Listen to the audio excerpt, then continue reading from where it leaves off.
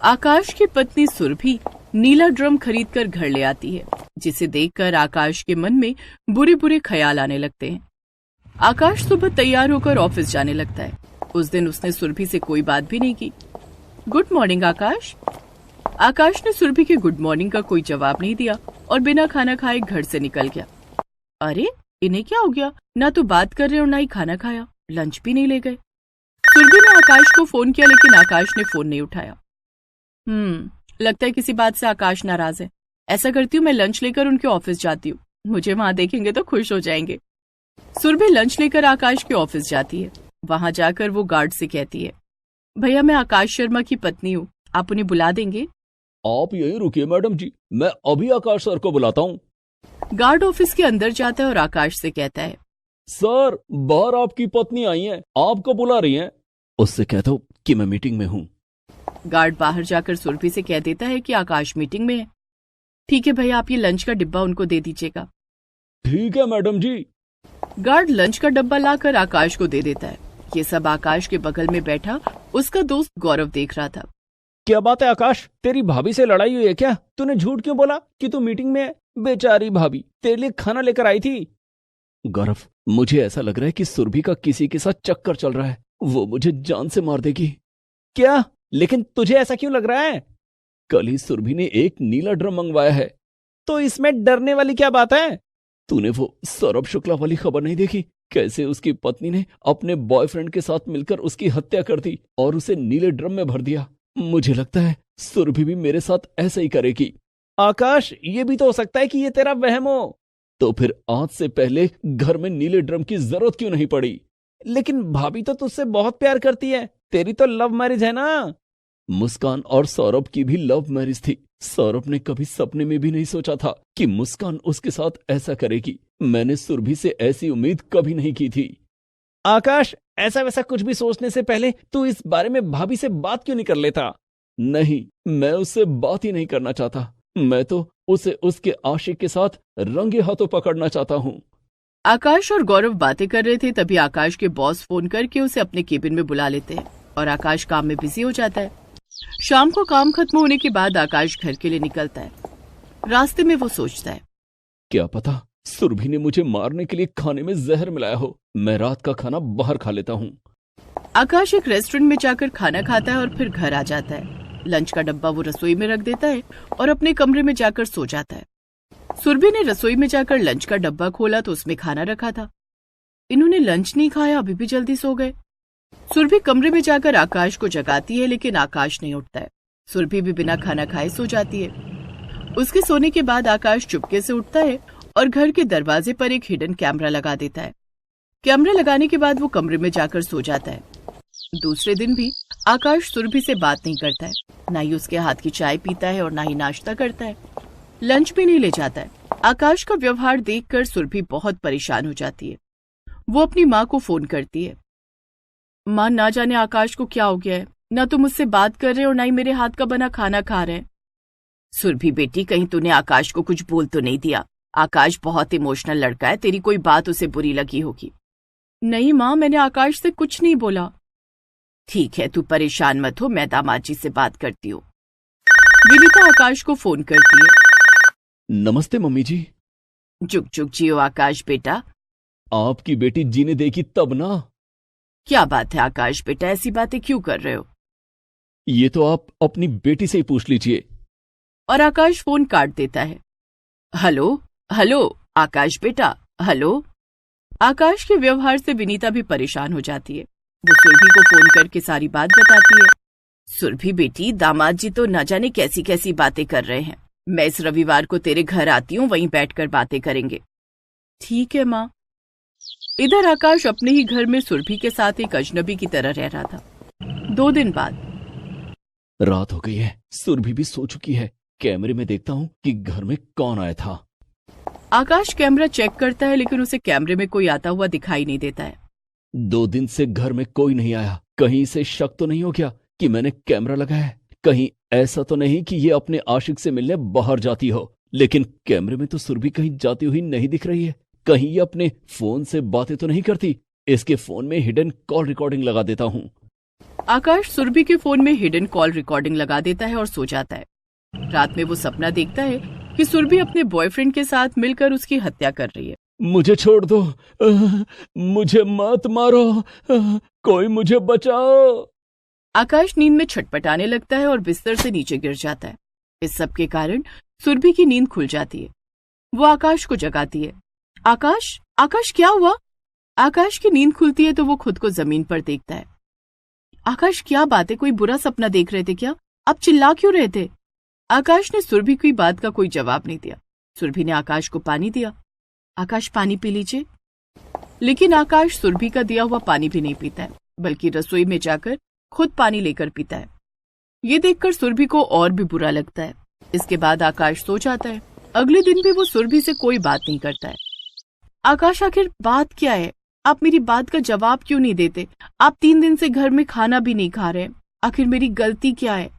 आकाश सुरभि की इस बात का भी कोई जवाब नहीं देता और ऑफिस चला जाता है। सुरभि अपनी माँ को फोन करती है। माँ, मुझे तो लगता है कि आकाश अब मेरे साथ रहना ही नहीं चाहते। मेरे लाख पूछने पर भी उन्होंने कुछ नहीं बोला। वो मुझसे बात ही नहीं कर रहे। कहीं वो मुझे डिवोर्स तो नहीं दे देंगे। सुरभि बेटी मत रो, मैं संडे को तेरे घर आती हूँ। उस दिन फैसला कर लेंगे कि आखिर आकाश क्या चाहता है। ठीक है माँ। अच्छा सुन, पुनीत तेरे घर जा रहा है, उसे वो नीला ड्रम दे देना। ठीक है माँ। सुरभि फोन रख देती है। थोड़ी देर के बाद सुरभि के घर की घंटी बजती है। सुरभि दरवाजा खोलती है तो उसका भाई पुनीत खड़ा था। दीदी, वो नीला ड्रम कहाँ रखा है? दे दो, माँ ने मंगाया है। सुरभि उसे नीला ड्रम लाकर दे देती है। पुनीत नीला ड्रम लेकर वहां से चला जाता है। उधर ऑफिस में आकाश बहुत परेशान था। उसका काम में मन नहीं लग रहा था। आकाश के बॉस उसे अपने केबिन में बुलाकर डांटते हैं। आकाश, क्या बात है? तुम्हारी परफॉर्मेंस लगातार खराब हो रही है। आजकल तुम्हारा ध्यान किधर रहता है? आकाश फफक कर रोने लगता है। क्या बात है आकाश, तुम हमारी कंपनी के बेहतरीन एम्प्लॉय हो। कोई पर्सनल प्रॉब्लम है तो मुझसे शेयर कर सकते हो। आकाश अपने बॉस को सारी बात बता देता है। ये नीले ड्रम से तो मुझे भी बहुत डर लगता है, लेकिन तुम चिंता मत करो। तुम पुलिस को इन्फॉर्म क्यों नहीं करते? आप ठीक कह रहे हैं सर, मैं आज ही पुलिस को इन्फॉर्म करता हूँ। शाम को ऑफिस से लौटते वक्त आकाश पुलिस स्टेशन जाता है। तो मैं आपकी बीवी को सिर्फ इसलिए गिरफ्तार कर लूं कि वो नीला ड्रम खरीद कर लाई है। इंस्पेक्टर साहब, वो अपने आशिक के साथ मिलकर मेरी हत्या करना चाहती है। कोई सबूत है आपके पास? नहीं। ठीक है, आप घर जाइए, मैं थोड़ी देर में आपके घर आता हूँ। आकाश घर चला जाता है। रात हो जाती है। सुरभि के सोने के बाद आकाश सीसीटीवी कैमरा चेक करता है तो देखता है कि उसका साला पुनीत नीला ड्रम लेकर घर से बाहर जा रहा है।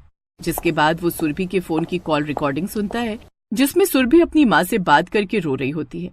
इन सब के बाद आकाश को थोड़ी राहत मिलती है। वो मन ही मन सोचता है, सुरभि ना तो किसी लड़के से बात करती है और ना ही घर में कोई और आता जाता है। नीला ड्रम भी पुनीत ले गया। कहीं मेरा शक बेवजह तो नहीं?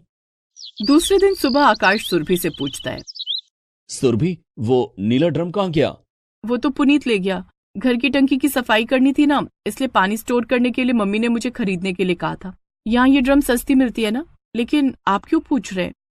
आकाश कुछ नहीं बोलता है। थोड़ी देर की चुप्पी के बाद, आकाश, कहीं आप ये तो नहीं सोच रहे थे कि मुस्कान की तरह मैं भी आपके साथ? हाँ सुरभि, मैं यही सोच रहा था। आकाश, आप मेरे बारे में ऐसा कैसे सोच सकते हैं? आप तो जानते हैं कि मैं आपसे कितना प्यार करती हूँ। आई एम सॉरी सुरभि, लेकिन उस घटना के बाद से मैं बहुत डरा हुआ हूँ। आप अपने मन से डर निकाल दीजिए। मैं आपसे बहुत प्यार करती हूँ। कभी आपको धोखा देने के बारे में सोच भी नहीं सकती। आकाश और सुरभि दोनों गले मिलते हैं, जिसके बाद आकाश नाश्ता करके और लंच लेकर ऑफिस चला जाता है। सुरभि अपनी माँ को सारी बात बताती है और उधर आकाश अपने दोस्त गौरव और बॉस को सारी सच्चाई बता देता है।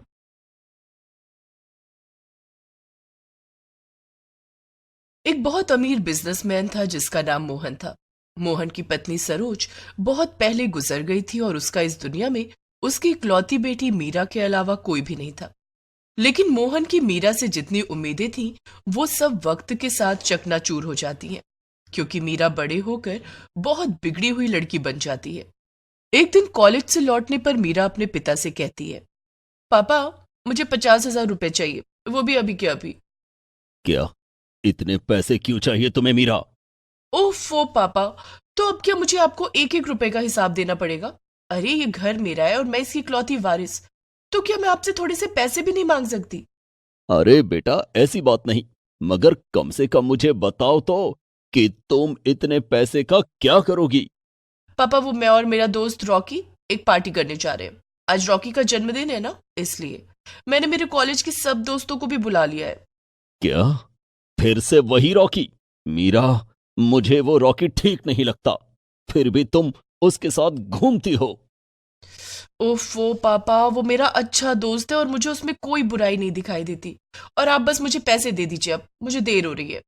मोहन के पास जब कोई चारा नहीं बचता तब वो मीरा को पैसे दे देता है, लेकिन मीरा के वहां से जाने के बाद वो सोचता है, ये रॉकी बहुत बिगड़ा हुआ लड़का है। मीरा पहले से ही उसके साथ रह रहकर बहुत बिगड़ गई है। हर वक्त बस पैसे उड़ाती रहती है। अगर वो उस लड़के के साथ और रही तो कहीं उससे शादी ही ना कर ले। हे भगवान, नहीं, ऐसा नहीं हो सकता। अपनी बेटी की चिंता में मोहन दिन ब दिन दुबला होता जा रहा था, लेकिन मीरा अपनी ही धुन में खोई रहती थी। वो बस पैसे उड़ाना जानती थी, न तो उसका पढ़ाई में मन लगता था और ना ही किसी और ढंग के काम में। एक दिन तो हद ही हो जाती है जब मीरा रॉकी को अपने साथ घर ले आती है और अपने पिता से कहती है, ये क्या मीरा? ये रॉकी यहां घर में क्या कर रहा है? पापा मुझे आपसे कुछ जरूरी बात करनी है। दरअसल मुझे रॉकी पसंद है, मैं इससे शादी करने जा रही हूँ। ये सुनकर तो मोहन के पैरों तले जमीन ही खिसक जाती है। क्या? ये तुम क्या कह रही हो मीरा? आखिर जिसका मुझे डर था वही हुआ। क्या? ये आप क्या कह रहे हैं डैडी जी? चल, डर किस बात का, मैं हूं ना। अरे तो चुप कर और निकल जा यहां से। और मीरा, मुझे तो यकीन ही नहीं हो रहा कि तुम्हें इस जैसे शराबी और बिगड़े हुए आदमी से प्यार है। अरे ये तो अभी भी नशे में लग रहा है, ठीक से खड़ा तक नहीं हो पा रहा है, और इसके मुंह से शराब की बदबू भी आ रही है। पापा ये आप क्या कह रहे हैं? रॉकी की बेइज्जती क्यों कर रहे हैं आप? और ये तो बहुत अमीर खानदान का बेटा है, फिर आपको क्या प्रॉब्लम है? हाँ, बिल्कुल सही कहा तुमने मीरा। ये अमीर बाप का बिगड़ा हुआ बेटा है। जरा पूछो इससे कि आगे ये क्या करेगा। अरे ये तो एक ही कॉलेज में पिछले 10 सालों से पढ़ रहा है, आज तक पास नहीं हो पाया। मीरा, अपने डैडी को समझा लो, मुझे ऐसा वैसा कुछ ना बोलें, वरना अच्छा नहीं होगा। अरे तो चुपचाप यहां से निकल जा, वरना मैं पुलिस को बुला लूंगा। जा यहां से।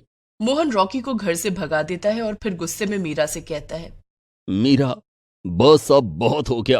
अब तुम्हें कॉलेज जाने की कोई जरूरत नहीं है, और अब मैं तुम्हारी शादी करा रहा हूं, वो भी अपनी मर्जी के लड़के से, वो भी इसी हफ्ते। ये सुनकर मीरा गुस्से में अपने कमरे में चली जाती है। उसका कॉलेज जाना बंद हो गया था और फोन भी छीन लिया गया था। वो अब कुछ भी तो नहीं कर सकती थी। एक ही हफ्ते में मोहन जबरदस्ती मीरा की शादी एक गरीब लड़के अमन से करा देता है, जो एक रेस्टोरेंट में वेटर का काम करता था। ये सब जानकर मीरा गुस्से में अपने पिता से कहती है, पापा आपने ठीक नहीं किया, मेरी शादी करवाने का सोचा भी तो किससे? एक रेस्टोरेंट में काम करने वाले नौकर से? अरे वो वेटर है वेटर, मेरा उसका कोई स्टैंडर्ड नहीं है पापा। मैं कुछ भी नहीं सुनना चाहता मीरा। अमन बहुत अच्छा लड़का है, और अब वो तुम्हारा पति है। अब तुम्हें उसी के साथ रहना है। मीरा गुस्से में अपने पिता से बात करना ही बंद कर देती है और अब अपने ससुराल पहुंच चुकी थी। अमन वाकई में एक बहुत अच्छा लड़का था। वो शादी की रात अपनी पत्नी मीरा से कहता है, मीरा, मुझे पता है तुम बहुत अमीर घर से हो, लेकिन तुम चिंता मत करो। मैं पूरी कोशिश करूंगा कि तुम्हें यहां कभी कोई परेशानी ना हो। अरे अरे अरे, तुम्हारी हिम्मत भी कैसे हुई मुझसे बात करने की? मेरी बात ध्यान से सुनो। तुम एक नौकर हो बस, और कुछ भी नहीं। मुझसे तुम दूर ही रहना। मीरा के कड़वे शब्द सुनकर भी अमन कुछ नहीं कहता और शांति से जवाब देता है, क्या? अच्छा ठीक है, शायद अभी ये सब तुम्हारे लिए नया है, इसलिए तुम ऐसा बर्ताव कर रही हो, लेकिन सब ठीक हो जाएगा, चिंता मत करो। देखो, मुझसे बकवास मत करो और जल्दी से मुझे एक गिलास ठंडा फ्रिज का पानी ला कर दो। क्या? मगर हमारे घर में तो फ्रिज है ही नहीं। लेकिन रुको मीरा, मैं अभी तुम्हारे लिए घड़े का ठंडा मीठा पानी लेकर आता हूं। क्या? घड़े का पानी? और तुम मुझे मेरे नाम से नहीं बुला सकते। एक काम करो, हाँ, तुम मुझे मालकिन कहो, क्योंकि तुम सिर्फ एक नौकर हो। मीरा को लगा था कि अगर वो अमन का अपमान करेगी तो उसे बुरा लगेगा, मगर सब कुछ उल्टा ही हो जाता है। अरे मीरा, मैंने तुमसे शादी की है और तुम मेरी पत्नी हो, और तुम्हारा मेरी जिंदगी पर पूरा हक है। तो फिर तुम मेरी भी मालकिन ही तो हुई। इसलिए तुम जैसा कहोगी मैं वैसा ही करूंगा। आज से मैं तुम्हें मालकिन जी कहकर बुलाऊंगा, और तुम यहीं रुको, मैं तुम्हारे लिए पानी लेकर आता हूं। अमन चुपचाप पानी लेने चला जाता है। ये देखकर मीरा दंग रह जाती है। हे भगवान, ये मैं कहाँ फंस गई? कितना अजीब आदमी है ये। मैं इसे नौकर बुला रही हूँ, इसकी बेइज्जती कर रही हूँ, और एक ये है, परेशानी नहीं हो रहा। इसके बाद अमन मीरा को पानी लाकर पिलाता है, लेकिन तभी अचानक से लाइट चली जाती है और पंखा बंद हो जाता है। हे भगवान, ये लाइट कैसे चली गई? ए नौकर, जाकर जल्दी से कुछ करो, लाइट को वापस लाओ। मैं इतनी गर्मी और मच्छरों के बीच नहीं सो पाऊंगी। अरे मेरी मालकिन जी, मगर यहां एक बार लाइट जाए तो घंटों तक वापस नहीं आती। आप आराम से लेट जाइए, मैं हाथ वाला पंखा झल दूंगा। क्या? ओफो, मैं कहाँ फंस गई हूँ? मीरा लेट जाती है और अमन पंखा झलने लगता है। थोड़ी देर में मीरा सो जाती है और अमन रात भर उसे पंखा झलता रहता है। सुबह जब मीरा की आंख खुलती है, वो देखती है कि अमन अभी भी पंखा झल रहा था। अरे, ये क्या? तो क्या तुमने रात भर मुझे पंखा झेला? हाँ, और क्या? मीरा कुछ कह पाती उससे पहले ही उसकी सास बिमला वहां आ जाती है। अरे बहू, तुम अब तक जागी नहीं? जल्दी उठ जाओ, आज तुम्हारी इस घर में पहली रसोई है। जल्दी से किचन में जाओ और सबके लिए अच्छा नाश्ता बना दो। और अमन, तुम यहाँ क्या बैठे हुए हो? तुम्हें होटल जाने में देर नहीं हो रही क्या? हाँ हाँ हाँ माँ, बस जा ही रहा हूं। मीरा भी सास के बोलने पर उठकर किचन में चली जाती है, लेकिन उसे समझ नहीं आ रहा था कि अब वो क्या करे। उसने अपने घर में कभी खाना नहीं बनाया था। खाना तो दूर की बात थी, उसने कभी पानी तक नहीं उबाला था। अब क्या करूं, क्या बनाऊं? मीरा खड़े खड़े सोच ही रही थी कि तभी अमन चुपके से वहां आता है और मीरा से धीमी आवाज में कहता है। मेरी मालकिन जी, आप जरा साइड हटिए, मैं जल्दी से सारा खाना बना दूंगा और माँ को पता भी नहीं चलेगा। ये सुनकर मीरा जल्दी से पीछे हट जाती है और अमन जल्दी से सारा खाना और चाय बनाकर किचन से चला जाता है। फिर मीरा सारा खाना बाहर ले आती है और सब लोग जमीन पर बैठकर खाना खाने लगते हैं। कैसे गरीब लोग हैं ये सब, जमीन पर ही बैठ गए नाश्ता करने। मैंने तो कभी ऐसे बैठकर खाना नहीं खाया। इसके बाद अमन अपने काम पर चला जाता है, लेकिन मीरा को इतने छोटे से घर में चैन नहीं आ रहा था और उसे अपने पिता और अमन पर गुस्सा आ रहा था। ऐसे ही कुछ दिन बीत जाते हैं और अब मीरा अपने घर का सारा काम अमन से ही कराती थी, लेकिन फिर भी अमन प्यार से सब कर लेता था। एक दिन अचानक से मीरा के पास रॉकी का फोन आता है। हेलो, हाँ रॉकी, तुमने अब मुझे फोन क्यों किया है? मीरा, तुम अभी के अभी मुझसे मिलने पास वाले 5 स्टार रेस्टोरेंट में आ जाओ। मुझे तुमसे कुछ जरूरी बात करनी है। क्या? अच्छा, ठीक है, अभी आती हूँ। मीरा फोन रख देती है और फिर सोचने लगती है। वैसे भी ये घर का खाना खा खा कर मैं थक गई हूँ। बड़े दिन बाद 5 स्टार होटल में जाना नसीब होगा। रॉकी मुझे अच्छा खाना भी खिला देगा। आखिर मैंने भी तो उस पर इतने पैसे खर्च किए। चलो चलती हूँ। मीरा जल्दी से उस रेस्टोरेंट में पहुंच जाती है और रॉकी वहां पहले से मीरा का इंतजार कर रहा था। वो अभी भी शराब पीकर आया था और नशे में था। ओ मीरा, आओ, बैठो बैठो। क्या हुआ रॉकी? तुमने मुझे यहाँ क्यों बुलाया? अरे मीरा, मेरे पास एक कमाल का आइडिया है। वो क्या रॉकी? मीरा, तुम अपने पति को छोड़ दो और मेरे साथ आ जाओ। अरे मैंने सुना है कि वो किसी होटल में नौकर का काम करता है। वो क्या ही बिगाड़ लेगा हमारा। ये सुनकर मीरा चौंक जाती है। क्या? नहीं नहीं, ये मुमकिन नहीं। और मेरे पापा, उनका क्या होगा? वो मुझे कभी भी माफ नहीं करेंगे। अरे मेरी पूरी बात तो सुनो मीरा, मैं कुछ गुंडों से कहकर तुम्हारे पापा को मरवा दूंगा। वैसे भी बुढ़े के अब कितने ही दिन बचे हैं, इससे उसका सारा पैसा भी तुम्हें मिल जाएगा। ये सुनकर तो मीरा दंग रह जाती है। वो अपनी कुर्सी से उठ जाती है और गुस्से में रॉकी से कहती है, ये तुम क्या कह रहे हो रॉकी? ऐसा हरगिज नहीं होगा। शायद मेरे पापा सही कहते थे। तुम अमीर बाप के बिगड़े हुए बेटे ही हो। अच्छा हुआ मैंने तुमसे शादी नहीं की। ये सुनकर रॉकी को बहुत गुस्सा आ जाता है। वो मीरा पर हाथ उठाने के लिए आगे बढ़ता है, तेरी इतनी मजाल। लेकिन तभी अचानक से वहां मीरा के पिता मोहन और अमन आ जाते हैं और अमन रॉकी को रोक लेता है। तू यहाँ? तू तो वही वेटर है ना जो किसी रेस्टोरेंट में काम करता है।